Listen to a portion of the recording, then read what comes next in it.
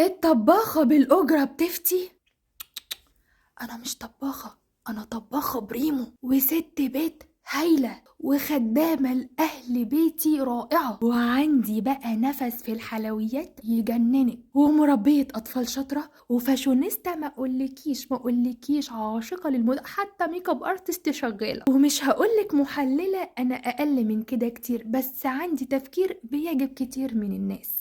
كفاية إن عندي إحساس، بعرف أسمع واهتم وأعيش وجع غيري، وإن ربنا يرزقني بكذا موهبة أعرف أبدع فيهم، دي نعمة كبيرة جدا من عند ربنا، أفضل أحمده وأشكره ليل نهار. أبدا عمري ما أخجل ولا حتى يهزني إن أنا أتعاير بيها. حتى الناس اللي شبهك اللي بيبقوا مستخسرين يشوفوا أي حاجة حلوة وناجحة قدام عينيهم، بطلي بقى التجري بالقضية.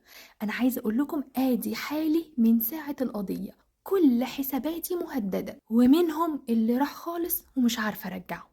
فاللي أنا فيه ده حاجة انتي مش هتعرفي تحسيها، ان انت تبقى حاسس باللي حواليك وتعيش وجعه، دي نعمة.